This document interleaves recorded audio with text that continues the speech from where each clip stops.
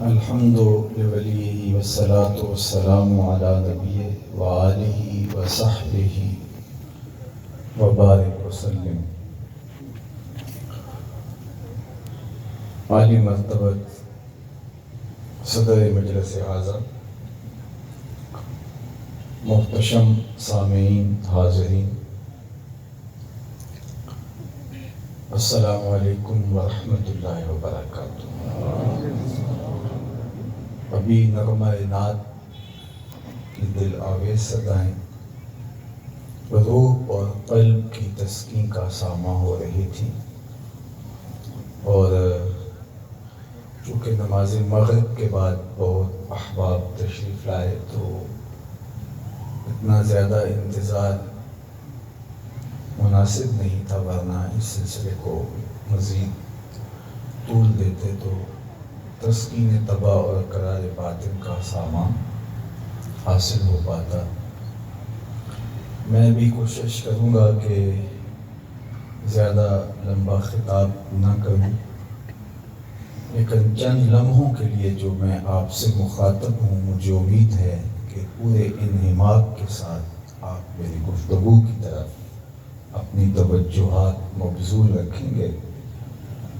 آج موسم رحمت ربیع الاول شریف کی پہلی شب ہے، اور مجھے اور آپ کو حضور کے ذکر کی چاشنی نصیب ہو رہی ہے۔ جو ہی یہ موسم نور جلوہ گر ہوتا ہے تو روحیں سرشار ہونا شروع ہو جاتی ہیں، قلب فرحت پاتے ہیں، روحوں کو ٹھنڈک ملتی ہے، اس لیے کہ ان کا نام اتنا میٹھا اور دل آویز ہے۔ شیخ مہدی الفاسی مطالع المسرات شرح دلائل الخیرات میں لکھتے ہیں، حضور علیہ السلام کا ذکر سن کر جس شخص کے کلیجے میں ٹھنڈ نہیں پڑتی، اس کے سینے میں دھڑکنے والا دل کسی مومن کا دل ہی نہیں ہو سکتا۔ تو یہ تو ہمارے لیے ایک سہانا لمحہ ہے کہ ہم حضور علیہ السلام کے ذکر کی لذات سے بہرا ہوا ہے۔ اور آج محبت رسول کانفرنس کے عنوان سے منعقدہ پروگرام میں ہم حاضر ہیں۔ یہ کوئی ایسا لفظ نہیں ہے کہ جو ہم نے پہلی بار سنا ہو، جب سے ہوش سنبھالی ہے ہم محبت کے لفظ سے آشنا ہیں، اور محبت کے مفہوم سے تو ہوش سنبھالنے سے پہلے ہی آشنا ہیں۔ پہلے سخن نے، شعراء نے، دانشوروں نے محبت کے بارے میں اتنا کچھ لکھا کہ اس کا احاطہ ممکن نہیں ہے۔ کسی نے کہا کہ کسی کے لیے رجحان قلب محبت کہلاتی ہے، کسی نے کہا کہ بہت سارے لوگوں میں کسی ایک کو ترجیح دینا محبت کہلاتا ہے، کسی نے کہا کہ میلان قلب، رجحان دل جس کی طرف ہو جائے اور پھر اپنی ساری توجہات کا اس کو مرکز بنا لیا جائے تو اسے محبت کہا جاتا ہے۔ علامہ اقبال علیہ الرحمہ نے ایک نظم محبت کے عنوان سے بہت خوبصورتی کے ساتھ اس مفہوم کو بیان کیا کہ محبت کہاں سے آئی، اس کا وطن اور دیس کہاں ہے، اور اس عالم امکان میں یہ نور کب اترا، اور یہ کن چیزوں کا مجموعہ اور مرکب ہے، اور اس کی کرشمہ سازیاں کیا ہیں۔ تو اس نظم کا عنوان ہی محبت ہے، اور وہ بہت پہلے سے اس کہانی کو شروع کرتے ہیں۔ عروس شب کی زلفیں تھیں ابھی نا آشنا خم سے، ستارے آسماں کے بے خبر تھے لذت رم سے، قمر اپنے لباس نو میں بیگانہ سا لگتا تھا، نہ تھا واقف ابھی گردش کے آئین مسلم سے، ابھی امکان کے ظلمت خانے سے ابری ہی تھی دنیا، حویدہ تھی لگینے کی تمنا چشم خاتم سے۔ سنا ہے عالم بالا میں کوئی کیمیا گھر تھا، سنا ہے عالم بالا میں کوئی کیمیا گھر تھا، صفا تھی جس کی خاک پا میں بڑھ کر ساغر جم سے، لکھا تھا عرش کے پائے پہ ایک اکسیر کا نسخہ، چھپاتے تھے فرشتے جس کو چشم روح آدم سے، نگاہیں طاق میں رہتی تھی لیکن کیمیا گر کی، وہ اس نسخے کو جانتا تھا بڑھ کر اسم اعظم سے، بڑا تسبیح خوانی کے بہانے عرش کی جانب، تمنائے دلی بھر آئی سائے پہ ہم سے، پھرایا فکر اجزا نے اسے میدان امکان میں، چھپے گی کیا کوئی شے بارگاہ حق کے محرم سے، چمک بجلی سے پائی چاند سے داغ ہجر داغ جگر مانگا، حرارت لی نفس ہائے مسیح ابن مریم سے، ذرا سی پھر ربوبیت سے شان بے نیازی لی، ملک سے عاجزی افتاد کی تقدیر شبنم سے، پھر ان اجزاء کو گھولا چشمہ حیوان کے پانی میں، مرکب نے محبت نام پایا عرش اعظم سے، محوث نے یہ پانی پھر ہستی نوخیز پہ چھڑکا، گرا کھولی ہنر نے اس کے گویا کار عالم سے، ہوئی جنبش ایام ذروں نے لطف خواب کو چھوڑا، گلے ملنے لگے اٹھ اٹھ کے اپنے اپنے ہمدم سے، خرام ناز پایا آفتابوں نے ستاروں نے، چٹخ غنچوں نے پائی داغ پائے لالا زاروں نے۔ اقبال کا نقطہ نظر یہ ہے کہ یہ آسمانی تحفہ ہے جو حضرت آدم اپنے ساتھ لے کر کے آئے، اور اگر میں اس عنوان کو آگے بڑھاؤں تو درد محبت سینے میں رکھا اور پھر اس دنیا کے اوپر بھیج کر کے ہجر کی لذتیں بھی کاٹنے کو کہا گیا تاکہ نسل انسانی اس درد کی کیفیتوں سے آشنا ہو۔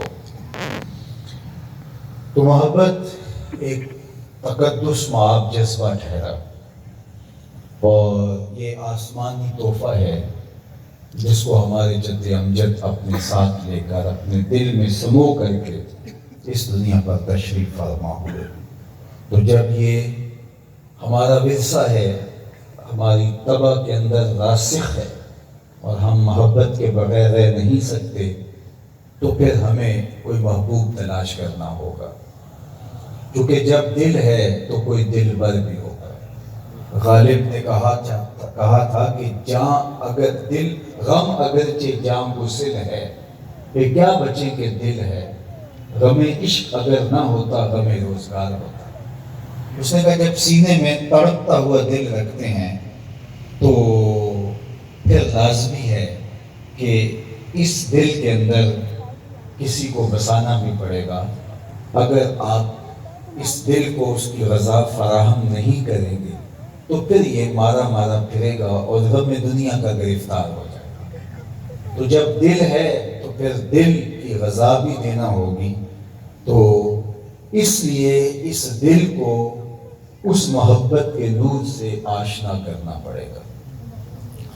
علامہ اقبال کو جن لوگوں کے ضائع ہونے کا بڑا دکھ ہوا ان میں سے گوئٹے ہے، ایک حکیم نیٹشے ہے، تو وہ ایک مقام پہ ایک بات بہت پتے کی کر گئے کہ قلب او مومن دماغش کافر است، کہ اس کا دل تو مومن تھا لیکن دماغ کافر ہوا۔ لیکن صوفیاء نے کہا کہ یہ صرف اس کی کہانی نہیں، اللہ نے اپنی محبت کا تخم ہر قلب میں رکھا ہوا، اس کو مناسب غذا ملے تو وہ پروان چڑھتا ہے، وہ کھل کے گلاب بنتا ہے، شجر بن جاتا ہے، برگو باز دیتا ہے۔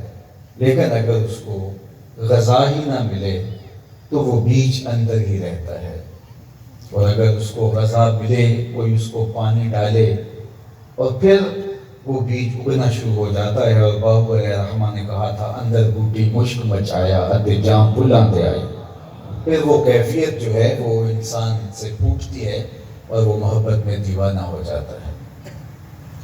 تو یہ اللہ نے قلب انسان کے اندر محبت کا تخم رکھا ہے۔ بلکہ اگر میں اس سے بھی آگے بڑھوں تو بہت آگے تو نہیں بڑھ سکتا، پر چلتے ہیں، لیکن اتنا کہوں گا کہ یہ محبت ہی تھی کہ جس کی وجہ سے یہ کائنات ظہور پذیر ہوئی۔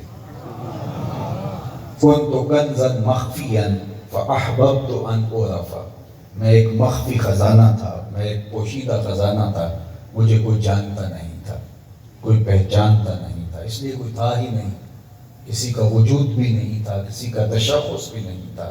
فاحببت ان اعرف، پھر میں نے خود ہی چاہا میں پہچانا چاہوں۔ عشق کا ذوق نظارہ مفت میں بدنام ہے، حسن خود بےتاب ہے جلوہ دکھانے کے لیے۔ میں نے خود چاہا کہ میرے لیے کوئی سسکیاں لے، کوئی آہیں بھرے، کوئی سجدوں میں روئے، کوئی آنسو بہائے، کوئی میرے گھر کے گرد دیوانوں کی طرح طواف کرے، کوئی صفا مروہ پہ دھوڑے، کوئی پھٹے پرانے کپڑوں میں جنگلوں میں مجھے پکارتا پھرے، خاک چھانتا پھرے۔ فَأَحْبَبْتُ أَنْ أُعْرَفَ، جب میں نے چاہا کہ میری معرفت ہو، میری پہچان ہو، تو پھر فَخَلَقْتُ الْخَلْقَ، تو میں نے مخلوق کو تخلیق کر دیا۔ اور حضرت صوفیہ فرماتے ہیں کہ پھر پہلا تعین، پہلا تشخص ذات رسالت مآب صلی اللہ علیہ وسلم، ان کو اللہ نے اپنے جلووں سے تخلیق کیا، اور پھر اس نور سے پوری کائنات کو خلعت وجود ملا۔ تو یہ کائنات ہی محبت کی وجہ سے معاذ وجود میں آئی، اور اگر محبت نہ ہوتی تو یہ کائنات کبھی بھی معاذ وجود میں نہ آتی۔ پردہ اخفا میں رہتا وہ جلوہ مستور، اور کوئی اسے جاننے والا، پہچاننے والا، اس کی کوئی پوجا کرنے والا نہ ہوتا۔ لہٰذا اس محبت نے اس کائنات کو منصہ شہود پہ لا کر کے یہ ساری کائنات کے رنگ بھرے۔ تو محبت ہی کائنات کی اصل قرار پائی۔ اقبال نے کہا تھا، محبت عشق ہی ابتدائے ذات، عشق ہی انتہائے ذات، عشق نہ ہو تو شرح دی بت کدا تصورات، پھر کچھ باقی بچتا ہی نہیں ہے۔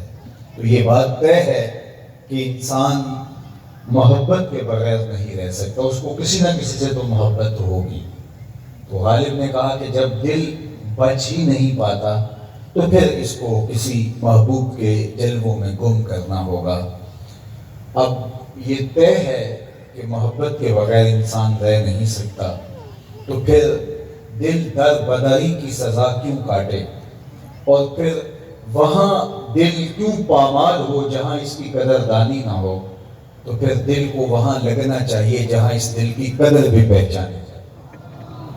میں ایک سادہ تمثیل سے ایک بہت بڑی حقیقت احباب کو سمجھایا کرتا ہوں، اور وہ یہ کہ گاڑیوں کے پیچھے انواع و اقسام کے جملے لکھے ہوتے ہیں، کچھ تو دکھی کر دیتے ہیں، کچھ ایسے ہیں کہ بندہ دیر تک ہنسی نہیں روک پاتا، کچھ سوچنے پہ مجبور کرتے ہیں، کچھ بہت ذومانہ ہوتے ہیں۔ تو ایک جملہ لکھا ہوتا ہے، صنم بے وفا۔ تو میں نے دوستوں سے پوچھا جو میرے ہمراہ تھے کہ یہ کیا لکھا ہے، تو انہوں نے کہا جناب آپ بھی تو پڑھ رہے ہیں تو آپ کچھ بتائیے۔ میں نے کہا کسی نے کسی سے پیار کیا ہوگا، پھر اس نے بے وفائی کر دی، تو یہ تحریری احتجاج ہے، یہ اپنے محبوب کی بے وفائی کی دہائی دے رہا ہے۔ میں نے کہا صاحب تو نے پیار اس سے کیا جس نے بے وفائی کر دی، آ تجھے ایک چوکھٹ بتاؤں، جب وہ ہاتھ پکڑتے ہیں تو حشر کے دن بھی نہیں چھوڑتے۔ ان سے محبت کا ربط جوڑو، ان سے عشق کا تعلق قائم کرو کہ جو عشق کی ریت نبھانا جانتے ہیں، جو ہاتھ پکڑتے ہیں تو پھر حشر کے دن بھی نہیں چھوڑیں گے۔ ان سے محبت کا ربط و رشتہ قائم کرو۔ اور دوسری بات میں یہ بتاؤں کہ دنیا کی محبتیں اچھے بھلے انسان کو رسوا کر کے رکھ دیتی ہیں۔ غالب نے کہا تھا کہ عشق نے غالب نکما کر دیا، ورنہ ہم بھی آدمی تھے کام کے۔ اب وہ کون سا عشق ہے جو اچھے بھلے انسان کے پلے کچھ نہیں چھوڑتا، منہ دکھانے کے لائق نہیں رہتا، پھرتے ہیں میر خار کوئی پوچھتا نہیں، اس عاشقی میں عزت سادات بھی گئی۔ وہ عشق جو عزت سادات کو بھی لے ڈوبتا ہے، میں اس عشق کی کہانی نہیں سنا رہا جو کیس کو مجنون اور دیوانہ بنا دیتا ہے اور وہ گلیوں کی خاک چھانتا ہے. میں اس عشق کی کہانی آج کے اس اسٹیج پہ نہیں چھیڑ رہا. میں اس عشق کی کہانی چھیڑ رہا ہوں جو بلال کو عظمتوں کی اس معراج پہ بٹھاتا ہے کہ جس بلال کو کوئی پاس بٹھانے کے لیے تیار نہیں ہوتا، حضور معراج سے پلٹتے ہیں اور پوچھتے ہیں بلال کون سا عمل کرتا ہے میں تیرے قدموں کی آہٹ جنت پہ سن. یہ بندہ نواز عشق ہے، یہ سرخرو عشق ہے، یہ پستیوں سے اٹھا کے اوج ثریا کی بلندیوں تک پہنچا دیتا ہے. میں اگر آپ سے پوچھوں کہ جس زمانے میں میرے حضور تشریف لائے اس زمانے کے خاقان کا نام کیا تھا، تو شاید آپ میں سے کوئی نہ بتا سکے سوائے اس کے کہ جس کا تاریخ سے بہت گہرا شغف ہو. چلو میں یہ پوچھتا ہوں، اس زمانے میں میرے حضور تشریف لائے تھے، اس زمانے کے کیسر کا نام کیا تھا؟ اس دور کی سپر طاقت تھی رومن امپائر. اس کے حکمران کا نام کیا تھا؟ شاید کیسر روم کا نام بہت کم لوگ بتا سکیں. اچھا، اس دور کی دوسری بڑی طاقت کسرا ایران کا نام کیا تھا؟ اس دور کے کسرا کا نام کیا تھا؟ تو شاید یہ بھی بہت تھوڑے لوگ بتا سکیں. اور اگر میں اس مجلس میں موجود سب سے کم عمر بچے سے پوچھوں کہ میرے حضور کے مؤذن کا نام کیا تھا؟ شہنشاہوں کے نام تو زمانے کو بھول گئے، کج کلاہوں کے نام تو زمانے کو بھول گئے، لیکن میرے حضور کے بلال کا نام زمانے کو کبھی نہیں بھولا. علامہ اقبال علیہ رحمہ عمومی طور پہ تخلص اقبال ہی کرتے تھے اور یہ استعمال بھی نہیں کرتے تھے، لیکن کبھی کبھی انہوں نے تخلص کو استعمال کیا ہے. تو ذرا ان کا ایک رنگ دیکھیے. اقبال یہ کس کے عشق کا فیضان ہے؟ اقبال یہ کس کے عشق کا فیضان ہے؟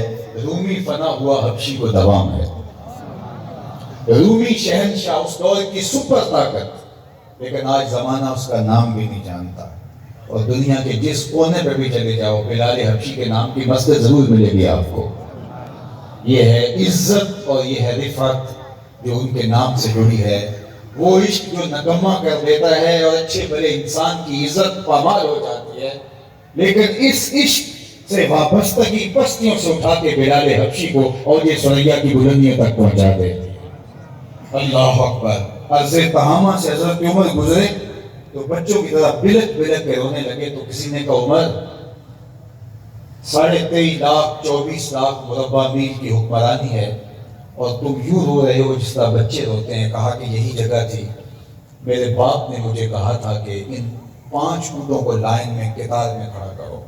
میں آگے والے کو سیدھا کرتا تھا تو پیچھے والا ٹیڑھا ہو جاتا تھا، پیچھے والے کو سیدھا کرتا تھا تو آگے والا ٹیڑھا ہو جاتا تھا. میں بھاگ دوڑ کے دونوں کو سیدھا کرتا تو درمیان والا ایک سائڈ پہ نکل جاتا. تو میرے باپ خطاب نے مجھے بڑا مارا.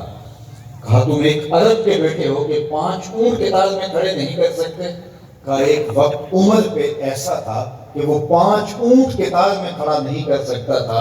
اور آج شرق سے لے کر غرب تک 22-23 کروڑ جو ہے لاکھ مربع میل کی حکمرانی ہے اور لاکھوں کروڑوں انسان ایک قطار میں کھڑے ہیں. یہ محمد عربی کے جوڑوں کا صدقہ نہیں ہے. دور اسے تو 5 اونٹ قطار میں کھڑے نہیں ہوتے تھے. تو یہ محبت سلیقہ سکھاتی ہے، یہ محبت انسان کو شعور دیتی ہے، وہ محبت نکما کر کے رکھ دیتی ہے. یہ پست قامت لوگوں کو قد و قامت فراہم کرتی ہے، یہ عزت کی مسند پہ بٹھاتی ہے، یہ وقار کی مسند پہ بٹھاتی ہے. دنیا کی محبتیں تقسیم کرتی ہے، توڑتی ہے. ایک کے 2 جانے والے رقیب کہلاتے ہیں کہ یہ تو میرا محبوب ہے، تم نے کیوں دیکھا؟ لڑائی کی نوبت آ گئی، قتل و غارت تک معاملہ جا پہنچا. ایک کے چاہنے والے 2 رقیب ہوتے ہیں، لیکن میرے حضور کے چاہنے والے کروڑوں آپس میں حبیب ہوتے ہیں. ساری محبتیں رقیب پیدا کرتی ہیں، لیکن حضور کی محبت حبیب پیدا کرتی ہے. اللہ اکبر. اقبال نے کتنی خوبصورت بات کہی. دل بمحبوب حجازی بستائیں. ذرا شعر کا حسن دیکھیے. دل بمحبوب حجازی بستائیں، زی جہت با یک دیگر پیوستائیں. کہا ہمارے دل حضور سے جڑے ہوئے ہیں، ہم اس وجہ سے ایک دوسرے سے جڑے ہوئے ہیں. حضور کی محبت جوڑتی ہے، توڑتی نہیں۔ یہ جو 72 فرقے بنے ہیں، اگر محبت کا جمال ہوتا تو یہ فرقے نہ بنتے، یہ امت بنتی۔ کیونکہ محبت توڑتی نہیں ہے، محبت جوڑتی ہے۔ فرقے حسد سے بنتے ہیں۔ استاد ابراہیم ذوق نے کہا تھا، ہفتاد و دو فریق حسد کے عدد سے ہیں، اپنا یہ طریق کے باہر عدد سے ہے۔ کہا یہ 72 کے اگر حروف جو ہے وہ ابجد نکالے جائیں تو وہ 72 بنتے ہیں۔ تو کہا حسد کے حروف کے جو ہے وہ عدد 72 ہیں، تو یہ ہفتاد و دو فریق جو ہیں یہ حسد کی وجہ سے ہیں۔ محبت توڑتی نہیں ہے، محبت جوڑتی ہے۔ اس لیے دل بمحبوب حجازی بستائیں، زی جہت با یک دیگر پیوستائیں، کیوں گلے صد برگ مارا بو یکیست، او کے جانے این نظاموں او یکیست، مست چشم ساکیے بتہاستیں، در جہاں مثل مومی ناستیں۔ وہ ایک محبت نے جوڑ دیا مختلف قبائل، مختلف خطوں اور مختلف بولیاں بولنے والے لوگوں کو۔ بلال حبشے سے تھے، سہیب روم سے تھے، سلمان فارس سے تھے، ابو ہریرہ یمن سے تھے، حضرت ابو بکر رضی اللہ تعالی عنہ مکہ المکرمہ سے تھے، حضرت سعد مدینہ المنورہ سے تھے۔ کس کس خطے سے آئے، لیکن ایک جمعیت بن گئی، ایک قوم بن گئی۔ کون سی چیز تھی جس چیز نے ان کو جوڑ دیا اور امت واحدہ بنا دیا؟ وہ حضور کی محبت تھی۔ آج میں اور آپ اپنی محبت کا جائزہ لیں۔ اگر حقیقی محبت حضور کی سینے میں موجود ہے تو ہم اس محبت کے نتیجے کے اندر حضور کے غلاموں کو اپنے قریب کریں گے، توڑنے کی بدکاری نہیں کریں گے، جوڑنے کی محنت کریں گے۔ محبت کا یہ لازمی تقاضا ہے کہ جب ہم اس ایک ذات سے محبت کرتے ہیں، مست چشم ساکیے بتہاستیں، در جہاں مثل مومی ناستیں، بلکہ کہا چوں گلے صد برگ مارا بو یکیس۔ گلے صد برگ وہ پھول جس کی 100 پتیاں ہوتی ہیں، یہ جو گندے کا پھول ہوتا ہے 100 پتیاں اس کی ہوتی ہیں۔ گلے صد برگ، ہر پتی کا سائز اور ہر پتی کا کہ رگ و ریشے الگ ہوں، لیکن ہر پتی سے نکلنے والی خوشبو ایک ہی ہوتی ہے۔ تو کہا کہ خطہ کوئی بھی ہو، علاقہ کوئی بھی ہو، بستی کوئی بھی ہو، برادری کوئی بھی ہو، کاروبار کوئی بھی ہو، جب تم محمدی رنگ کے اندر رنگ گئے، تم سے ایک ہی مہک محمد عربی کی آنی چاہیے۔ پھر تم امت واحدہ بن کے اٹھو گے اور زمانے کے اوپر چھا جاؤ گے۔ تو یہ محبت تمہیں جمعیت کا پیغام دیتی ہے، محبت تمہیں جوڑتی ہے، محبت وسعت معاب ہے، محبت بکھرے ہوئوں کو ایک مرکز پہ لا کے جمع کرتی ہے۔ محبت جو ہے وہ امت واحدہ بنانے کی ضامن ہے، اس لیے دوسری محبتیں توڑتی ہیں، حضور کی محبت جوڑتی ہے۔ تو آئیے ہم ذات رسالت مآب صلی اللہ علیہ وآلہ وسلم کے ساتھ جب ادعائے محبت رکھتے ہیں، جب حضور کے ساتھ جب ہم جو ہے وہ عہد غلامی کرتے ہیں، اور ہمیں جب یہ دعویٰ ہے کہ ہم حضور کے غلام ہیں، تو پھر آئیے ہم ان کی غلامی کا رنگ روپ اپنے چہرے بشرے سے اور اپنے طرز زندگی سے اور اپنے انداز معاشرت سے چھلکتا ہوا دیکھ پائیں۔ اس لیے کہ محبت محض زبان کا دعویٰ نہیں، محبت دلیل چاہتی ہے، اور محبت سراسر عمل کا نام ہے۔ محبت پستیوں سے اٹھا کر کے اوج ثریا کی بلندیاں تک پہنچا دیتی ہے، اور محبت قوت کا نام ہے، محبت قوت کی ضامن ہے۔ محبت مجھے اگر آپ پوچھیں کہ اقبال کے سارے کلام کا رس نچوڑو، تو میں سارے کلام کا رس نچوڑ کے اقبال کے ایک شعر کو آپ کے سامنے رکھوں گا کہ قوت عشق سے ہر پست کو بالا کر دے، دہر میں اسم محمد سے اجالا کر دے۔ تو محبت پست کو بالا کرتی ہے اور یکجا کرتی ہے، اور دہر میں اسم محمد سے اجالا ہوتا ہے۔ تو کیا میں اور آپ محبت کے ان تقاضوں کے ساتھ اپنے آپ کو ہم آہنگ پر کر پائے؟ یہ موسم ربیع الاول جلوہ گر ہو رہا ہے، آئیے میں اور آپ اپنا جائزہ ضرور لیجیے۔ ہمیں ضرور دیکھنا چاہیے کہ ہم دعوی محبت میں کہاں تک سچے ہیں، اور محبوب کی اطاعت اور فرما برداری جو محبت کا لازمہ ہے، اس میں کہاں تک ہم پورے اترتے ہیں۔ اللہ کے محبوب علیہ السلام کا حکم ہو اور محب اس حکم کو ماننے میں تردد کرے تو اس کو محب نہیں کہیں گے۔ آئیے میں تمہیں ایک کہانی سناتا ہوں۔ اللہ کے محبوب علیہ السلام کا عشق، حضور کی محبت جب ان لوگوں کے رگ و ریشہ میں محو نفوس ہوتا ہے تو پھر محب کی تو منشا ہی، محبوب کی منشا جب محب تک پہنچ جاتی ہے تو یہی اس کے لیے کافی ہوتا ہے کہ میرے محبوب کی چاہت کیا ہے۔ اس سے باقاعدہ احکام کا انتظار کرے کہ محبوب کا میرے نام حکم کیا ہے، یہ تو بہت دور کی بات ہے۔ وہ یہ جان لیتا ہے کہ میرے محبوب کی منشا کیا ہے، اور اس منشا کے مطابق اپنی زندگی کو ڈھالنے میں اسے کوئی دقت نہیں ہوتی، اس لیے کہ محبت خود بخود جو ہے وہ محبوب کی اطاعت اور فرما برداری کے سانچے میں ڈال جاتی ہے۔ مدینہ المنورہ میں حضور علیہ السلام گزر رہے ہیں تو ایک گلی میں ایک مکان بنتا ہوا دیکھا۔ اس طرز کے مکان حضور کو پسند نہیں تھے، جس شکل اور جس حیت کا وہ مکان تھا۔ تو آقا کریم علیہ السلام نے پوچھا کہ یہ مکان کس کا ہے؟ تو بتایا گیا فلاں صحابی کا ہے، انصاری صحابی تھے جن کے بارے میں بتایا گیا۔ تو آقا کریم نے کچھ نہیں کہا، گزر گئے۔ کسی نے جا کے انصاری صحابی کو بتایا حضور گزرے تھے، تیرا مکان دیکھا تھا، اور چہرے پہ اظہار پسندیدگی نہیں آیا، شاید حضور نے پسند نہیں کیا۔ 2-4 دن بعد دوبارہ حضور علیہ السلام کا ادھر سے گزر ہوا تو دیکھا ملبے کا ڈھیر پڑا ہوا ہے۔ تو آقا کریم نے فرمایا، وہ بلاؤ سے بلایا گیا، فرمایا میں گزرا تھا، تیرا مکان دیکھا تھا، اور آج میں دیکھ رہا ہوں کہ ملبے کا ڈھیر ہے، اور اس بات کو ابھی 2-3 دن گزرے ہیں۔ تو اس نے کہا حضور میں نے گرا دیا ہے۔ تو آقا کریم نے فرمایا کیوں؟ سنیے اس کا جواب۔ آقا کریم نے فرمایا کیوں؟ اس نے کہا سنا تھا آپ کو پسند نہیں، سنا تھا آپ کو پسند نہیں۔ میں اور آپ سر سے لے کر پاؤں تک، عقیقے سے لے کر ولیمے تک، نجی زندگی سے لے کر امور سیاست تک، طرز معاشرت سے لے کر کے پوری زندگی پر غور کریں، ہمارا کیا کیا حضور کو پسند نہیں۔ ہمیں اچھی طرح پتا ہے ہمارا کیا کیا حضور کو پسند نہیں، لیکن ہم آنکھیں بند کر لیتے ہیں۔ محمد دی زیارت محمد دے رنگ بچ ٹھگ بازیاں جانے پیارا محمد۔ اقبال نے کہا تھا کیوں بنا میں مصطفیٰ خانم درود، از خجالت آپ بھی گردت وجود، عشق بھی گوئے کہ محکوم غیر، سینہ تو از بتا مانند دیر، تا نداری از محمد رنگ و بو، از زبان خود میالہ نام ہو۔ کہا کہ جب میں ان پہ درود پڑھتا ہوں تو شرمسار ہو جاتا ہوں، اور میں اپنے آپ کو دیکھ کر کہتا ہوں کہ جب تو حضور علیہ السلام کی طرز زندگی کو اپنے اوپر نہیں اتار سکا تو حضور کے نام کو اپنی زبان سے میلا نہ کر۔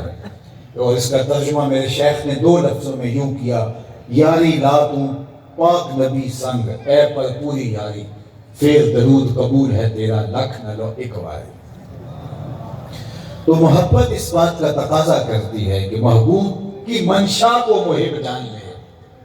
ایک صحابی آئے اور انہوں نے حضور سے سلام لیا تو آقا کریم نے جواب نہیں دیا بلکہ رخ پھیر لیا۔ انہوں نے یہ سمجھا کہ یہ اتفاقاً ہو گیا، بعض بات کسی کی توجہ نہیں ہوتی، تو جدھر حضور نے رخ پھیرا تھا انہوں نے ادھر سے جا کے دوبارہ سلام عرض کیا تو آقا کریم نے پھر رخ پھیر لیا۔ حضور بہت شفیق تھے، لیکن اب رخ پھیرنا یہ کوئی معمولی بات نہیں تھی، تو وہ سمجھ گئے کہ کوئی ماجرا ہے۔ اب وہ صحابہ سے پوچھتے پھرتے ہیں کہ میں نے حضور کو سلام عرض کیا ہے لیکن حضور نے اعراض کیا، شاید کوئی ایسی بات ہے جس کو میں نہیں جانتا، تم بتا سکتے ہو ناراضگی کی وجہ کیا ہو سکتی ہے؟ تو انہوں نے غور کیا اور کہا کہ یہ تم نے جو سونے کی انگوٹھی پہن رکھی ہے حضور اس سے منع فرما چکے ہیں، ان الذھب والفضۃ حرام لذکور امتی، سونا اور چاندی حضور کی امت پر منع کر دیا گیا، گناہ بے لذت ہے، منع کیا گیا۔ یہ زیب و زینت عورتوں کو زیب دیتی، اور وہ بھی 4.5 ماشے سے کم، ایک چاندی کی انگوٹھی مرد کے لیے جائز رکھی گئی ہے، اور اس کے علاوہ مرد کو ان چیزوں کے پہننے کی اجازت نہیں۔ تو کہا یہ سونے کی انگوٹھی ہے، شاید حضور کی ناراضگی کا سبب یہ ہو کیونکہ تم موجود نہیں تھے، حضور اس سے منع فرما چکے ہیں۔ تو وہ آگے بڑھا اور یوں انگوٹھی اتار کے حضور کی خدمت میں پیش کرتے کہ حضور کہیں اس وجہ سے ناراض تو نہیں یہ رہی؟ تو آقا کریم نے وہ انگوٹھی پکڑی اور یوں پھینک دی ناراضگی کی وجہ یہی تھی۔ بیٹھ کے یہاں مجلس جاری رہی، دیر تک گفتگو چلتی رہی۔ جب مجلس برخاست ہوئی، لوگ اٹھ کے گھروں کو جانے لگے، تو یہ بھی الٹے پاؤں پلٹے۔ تو کسی نے کہا وہ جناب انگوٹھی تو اٹھا لو، تم تو شرعاً نہیں پہن سکتے لیکن تمہاری بیوی کے لیے پہننا تو جائز ہے۔ تو اس نے جو جواب دیا وہ سنیے۔ تو اس صحابی نے کہا واللہ لا آخذہ ابدا وقد طرحہ رسول اللہ صلی اللہ علیہ وآلہ وسلم۔ اس نے کہا اللہ کی قسم میں اس انگوٹھی کو کبھی بھی نہیں اٹھاؤں گا جس کو میرے حضور نے پھینک دیا ہے۔ میں اور آپ اپنی زندگی میں اترے اور دیکھیں کہ ہم کوئی ایسی رسم تو اپنے ساتھ نہیں جوڑے ہوئے جس کو حضور نے پھینک دیا، کوئی ایسی عادت تو اپنے گلے نہیں لگائے ہوئے جس کو حضور نے پھینک دیا، کوئی ایسے اخلاقیات تو ہمارے ایسے نہیں ہیں جن کو حضور نے پھینک دیا ہو، کوئی انداز معاشرت ایسا تو نہیں ہے جس کو حضور نے پھینک دیا ہو۔ اور اگر ہمارے ساتھ ایسی بہت ساری چیزیں جڑی ہیں جس سے حضور نے بیزاری کا اظہار کیا ہے اور ہم ان کو اختیار کرتے ہیں اور سمجھتے ہیں کہ ہم بہت بڑے محب رسول ہیں، تو سوالیہ نشان ہمارے اوپر کھڑا ہوتا ہے کہ ہم کھڑے کہاں ہیں۔ تو محبت تو حکم تو دور کی بات ہے، محبوب کا حکم آنا اور محبوب کا فرما دینا وہ منشا ہی کافی سمجھتا ہے، یہ محبت کا تقاضا ہے اور یہ محبت کے لوازمات سے ہے۔ تو واللہ لا آخذہ ابدا وقد طرحہ رسول اللہ صلی اللہ علیہ وآلہ وسلم، جس کو میرے حضور نے پھینک دیا ہے اس کو کبھی بھی میں نہیں اٹھا سکتا۔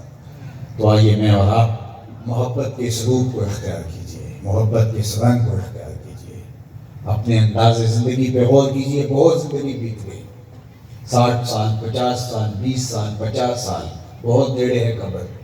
ہم اللہ کے حضور پیش ہونے والے ہیں، اس کے رسول کے سامنے بھی ہم نے حاضر ہونا ہے۔ قبل اس سے کہ وہ وقت آئے کوئی حجت باقی نہ رہے، پھر انسان کہے تھوڑی سی تو زندگی تھی، اللہ اس کے رسول کے بتائے ہوئے طریقے کے مطابق بھی گزار کے آ سکتا تھا، میں نے کیوں نہیں گزاری؟ لیکن پھر پچھتانے سے کیا فائدہ؟ آج کا پچھتاوا کل کی بہتری کی ضمانت ہے، کل کا پچھتاوا سوائے حسرت بڑھانے کے علاوہ اور کچھ نہیں ہوگا۔ وقت پر کافی ہے قطرہ بھی آپ خوش ہنگام کا، جل گیا جب کھیت پر سمی تو پھر کس کام کا۔ اور میرے امام نے کہا تھا آج لے ان کی پناہ، آج مدد مانگ ان سے، کل قیامت کو نہ مانیں گے اگر مان گیا۔ تو آج مجھے اور آپ کو اپنے اوپر غور کرنا ہوگا، سویر سے لے کر شام تک اپنی زندگی کو اپنے سامنے رکھ کے اس کو پرکھنا ہوگا، اپنی راتوں کو، اپنے شب و روز کو، اپنے کاروبار کو، اپنے انداز معاشرت کو، اپنے طرز زندگی کو، اپنے رویوں کو، اپنے اخلاقیات کو، اپنی زندگی کے ایک ایک گوشے پر نظر ڈالنا ہوگی کہ میرے پیارے محبوب علیہ السلام کا اس حوالے سے کیا حکم ہے، کیا منشا ہے اور شریعت کا کیا تقاضا ہے اور میں کہاں کھڑا ہوں۔ تو اگر ہم اپنے آپ کا محاسبہ کر کے اپنی زندگی کو ان خطوط پہ لے آتے ہیں تو ہمارا میلاد میں آنا حضور علیہ السلام کی خوشنودی کا باعث بن سکتا ہے۔ ورنہ ہم اگر ساری رات بھی کھڑے ہو کے درود پڑھتے رہیں اور حضور کے بتائے ہوئے طریق کے مطابق چلنے کے لیے آمادہ نہ ہوں تو پھر ہم کسی سے نہیں، خود سے سوال کیجئے ہم کھڑے کہاں ہیں اور ہماری زندگی کس سمت جا رہی ہے۔ آقا کریم نے وضو فرمایا اور وضو کا پانی صحابہ نے زمین پہ نہیں گرنے دیا بلکہ وہ صحابہ کے ہاتھوں پہ آ گیا اور انہوں نے اپنے چہروں پہ مل لیا۔ تو جب انہوں نے حضور کا غسالہ وضو کا گرا ہوا پانی اپنے ہاتھوں پہ لے کے اپنے چہروں پہ مل لیا تو آقا کریم علیہ السلام نے صحابہ کی اس محبت پر عمل کو دیکھ کے فرمایا کہ ما حملکم علی ھذا، صحابہ مجھے بتاؤ تمہیں اس چیز پر کس نے آمادہ کیا ہے؟ میں نے تو حکم نہیں دیا، اپنے وضو کے گرتے ہوئے پانی کو تم ہاتھوں پہ لے لو اور پھر اپنے چہروں پہ مل لو، یہ تمہارا عمل ہے، اس کا حکم میں نے تمہیں نہیں دیا لیکن تم نے یہ عمل کیا۔ ما حملکم علی ھذا، تمہیں اس بات پر کس چیز نے ابھارا؟ تو صحابہ نے جو جواب دیا وہ سنیے، انہوں نے کہا حب اللہ و رسولہ، اللہ اور اس کے رسول کی محبت نے، حضور کا پیار ہمیں اس بات کا تقاضا کرتا ہے کہ ہم آپ کے بدن سے چھوا ہوا پانی بھی زمین پر نہ گرنے دے، وہ ہمارے ہاتھوں پہ آئے اور ہمارے چہرے کا غازہ بنے اور ہماری آنکھوں کا سرما بنے اور ہم اپنے چہرے پہ، اپنے سینے پہ، اپنے بدن پہ بھریں۔ یہ ہے آپ کی محبت، جس محبت نے ہمیں اس بات کی طرف ابھارا کہ ہم اس پانی کو زمین پر نہ گرنے دیں۔ حضور علیہ السلام نے اس کی نفی نہیں کی، لیکن ایک اور بات ارشاد فرمایا جو یہ چاہتا ہے کہ اللہ اس کے رسول سے پیار کرے اور اللہ اس کا رسول اس سے پیار کرے، اس کو چاہیے اپنے ہمسائے سے سلوک اچھا کرے۔ جب وہ کسی سے عہد کرے تو اس عہد کو پورا کرے۔ تو حضور علیہ السلام نے فرمایا کہ جب بولے سچ بولے، 3 باتیں حضور نے فرمایا کہ جو چاہے، یعنی تمہارا یہ عمل کہ تم نے میرے وضو کے پانی کو زمین پر نہیں گرنے دیا، تمہارا عمل میں اس کی نفی نہیں کرتا، لیکن یہ تمہارا جس جذبے کے لیے یہ عمل کرنا ہے تو سن لو، تم میں سے جو کوئی چاہتا ہے کہ اللہ اس کے رسول سے پیار کرتا ہے اور وہ چاہتا ہے کہ اللہ رسول بھی اس سے پیار کریں، تو اس کو یہ 3 کام بھی ساتھ کرنے ہوں گے۔